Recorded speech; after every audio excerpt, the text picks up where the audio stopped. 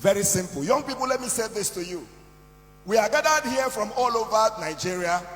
We are seated, everybody by the side.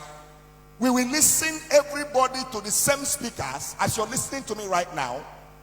You will listen to everybody. But it is not everybody that the words will be effective in their lives. It is going to be effective for the person who listens and decides that the prophecies on his head will not go in vain. This is University of Nigeria, Nsukka. Several years ago, I came to this school as a student. Before I came to this school as a student, I was physically challenged at the age of 3. And between the ages of 3 and 10, I was a beggar in my village. Everybody knew me.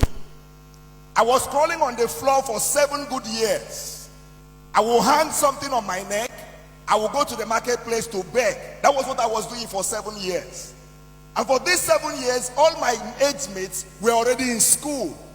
I was despised. I was nobody. Until one day, I decided to go to school. And when I got to school, the headmaster made a mockery of me and said to my father, "Why did you bring this one here? What did he come here to do?" He said to my father, "He can't be a student.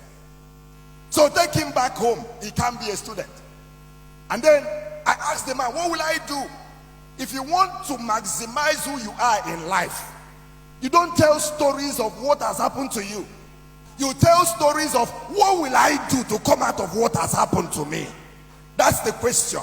So I asked the man, "What will I do?" He said, "Go and learn how to walk." And for 1 year, I was learning how to walk with this stick. And I'll take a step and I will fall. Young people, listen to me. On the journey to success, you're going to fall several times. But when you fall, you're going to get right back on your legs. You're going to write an exam several times, but you won't give up until you pass that exam. You're going to go for interviews several times. You're going to be rejected, but each time they reject you, you return. You're going to set up businesses several times. You're going to make mistakes, but a mistake does not define who you are. And so from primary school, working with a stick, I came to this University of Nigeria, Nsukka. And when I entered this school, life was a hell for me. No money to eat, nothing. And then, to make matters worse, I didn't have a leg to walk with. I was telling my driver that brought me that I used to walk from 6 flats to Akintola Hostel with this stick in my hand. Why? Because I wanted to prove somebody wrong. I knew I might be physically challenged, but that is not who I am. I know that you might not be beautiful according to people's standards, but that's not who you are.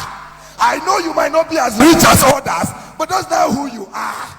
I know that you might not come from the greatest of families. Young person, that's not who you are. So I came in here, and then I had a terrible experience after I lost my dad.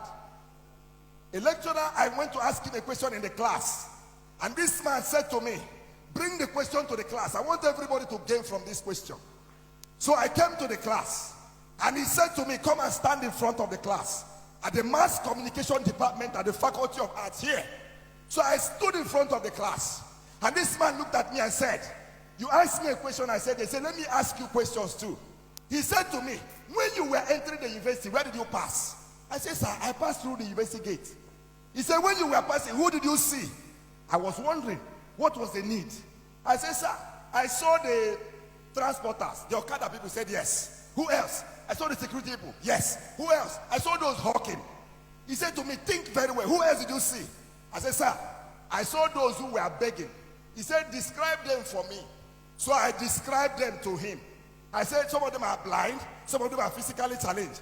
This lecturer pointed me in my face and said to me, "That's where people like you stay, at the gate." He said to me, "Pack your things, go to the gate, sit at the gate and beg."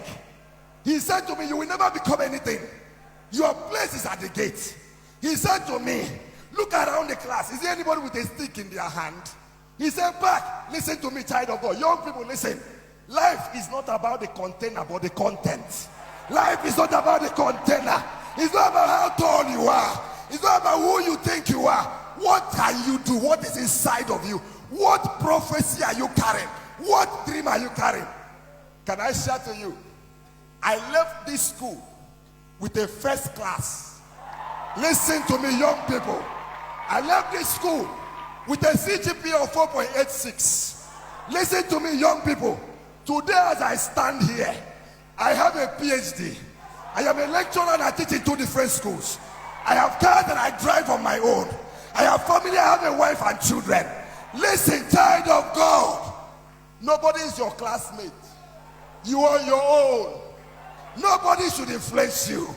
Hey, young person, listen to me. You are not in competition with anybody. By the special grace of God, I have traveled around the world. The last time I go to UK, I go to London Heathrow Airport with the same stick in my hand. That's something for which they mocked you. That's the same thing God will lay hand on and elevate you. Do not